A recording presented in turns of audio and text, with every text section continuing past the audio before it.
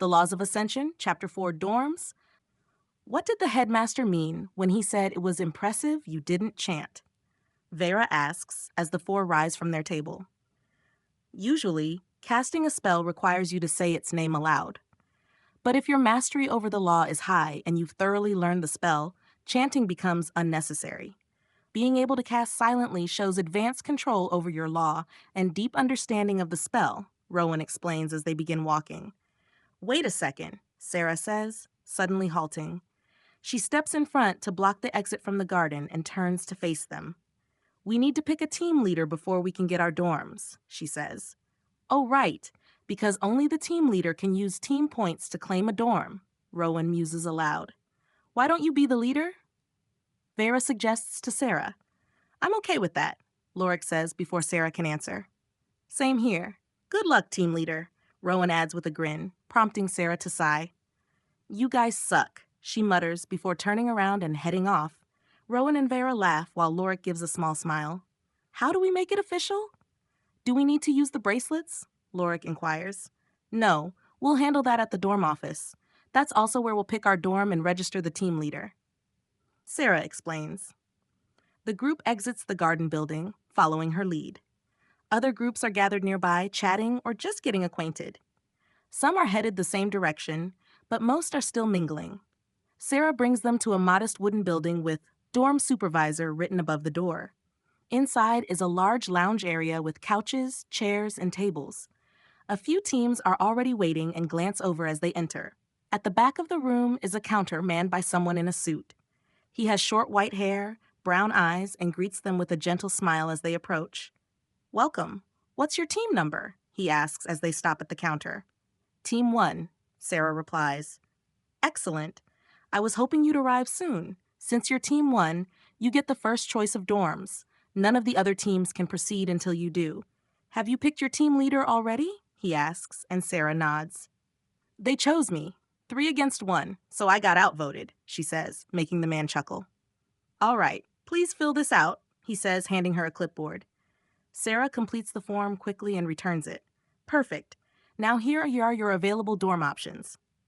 He pulls out a flat blue stone, which lights up like their bracelets. A screen appears above it, larger than the ones on the bracelets, displaying 5 images. Below each image are brief descriptions, and at the bottom is a line reading, Available team points. You're starting with 7 points. Every team gets 4 by default. You have 2 extra for being Team 1 and another one for everyone comprehending a law. All teams receive that last point eventually. Take your time reviewing the options, he adds, producing another sheet of paper. Which one should we choose? The dorms are arranged by point cost, starting at 1 and going up to 5. Rent is due monthly. The first option is a large room with 4 beds and shared bathroom facilities. The second is larger with 2 bathrooms and showers. The third option is a small house with 2 bedrooms, 2 showers, and a kitchen. The fourth is similar but more spacious with larger bedrooms and kitchen. The final dorm is a full house with 4 bedrooms, 3 bedrooms, and a basement, though it lacks a yard since it's on campus. I think the third or fourth one sounds good, Rowan suggests. I'm okay with anything, but we might want to conserve points if they're hard to earn, Vera notes. Doesn't matter to me. I just need somewhere to sleep. Lorik shrugs, making Sarah sigh again. All right, we'll go with the third, she says, tapping the third image. The display shifts to a campus map dotted with glowing blue markers for available dorms. Sarah selects one near the task center. Good pick. Those dorms were highly sought after last year, especially since you need to return to the task center after completing tasks. Being nearby is a big convenience, the man comments, filling out a form. He then hands Sarah a keyring with 4 keys, all labeled with the number 20. Let's go check it out, Sarah says cheerfully and heads out. As they leave, the man calls for Team 2. Since we've got 4 extra team points, we don't need to worry about paying rent next month, right? Vera asks. Unless we use them. But they're tempting. Some items are worth spending on, Rowan answers. Points aren't that hard to earn. Team tasks are the best source. They're like regular tasks but require all of us. Most tasks can be done solo, but team ones give more points. They're not common and they're time limited, but every team has a chance to take them on, Sarah explains as they walk past the task center. It's a large, rectangular building made of stone with decorative vines. The double wooden doors are secured shut by vines. The path to it is paved with white stone bricks, contrasting with the lush grass surrounding it. Other stone paths are either unpainted or made of red brick. There it is, Rowan says as they reach a small house among 20 similar ones. All the houses line the path to the task center, spaced to allow 2 people to walk between them. Each has 2 floors and a letterbox built into the wall next to the door. The doors are numbered from 1 to 20, with house 20 directly across from 19, the 2 closest to the task center. A short stone path connects the front door to the main road. Sarah hands out the keys to everyone. "Let's see inside," she says, unlocking the door. Inside is a short hallway with a rectangular table on the left holding a large plate for mail. Ahead is a room with 2 couches, a small table, and some decorative plants. To the right is a kitchen with a small table.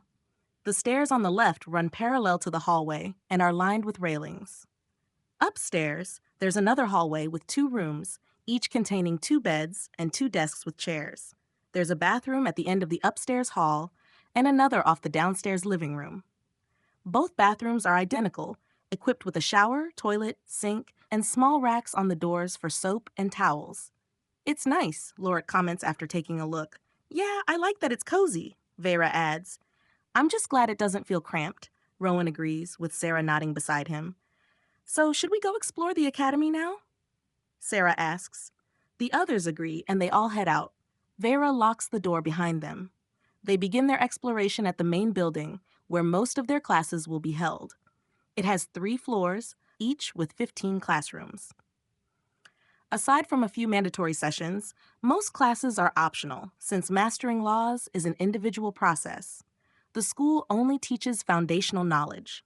Still, they have mandatory tests to ensure students study independently if they don't attend classes.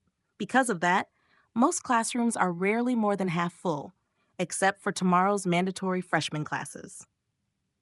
After finishing their tour of the main building, they visit the trading hall, located behind the task center. It shares a similar design, but is square and shorter.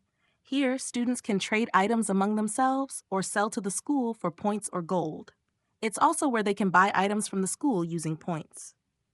The most sought-after items are law carriers, objects that help comprehend a law.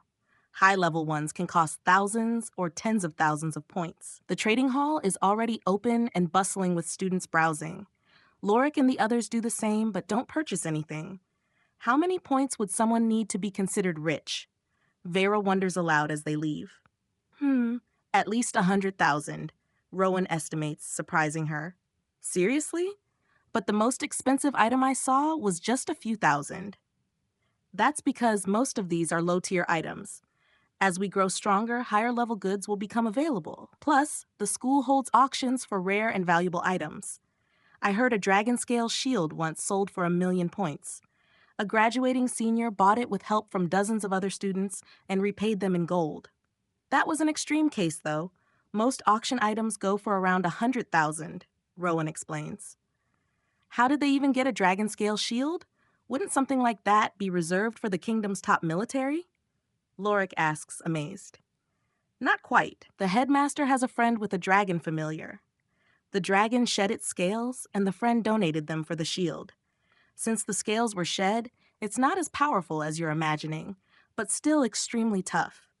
Only the best blacksmiths using top-tier law-infused materials could craft something better, and that would cost tens of millions in gold, not counting the smith's fee, Sarah explains.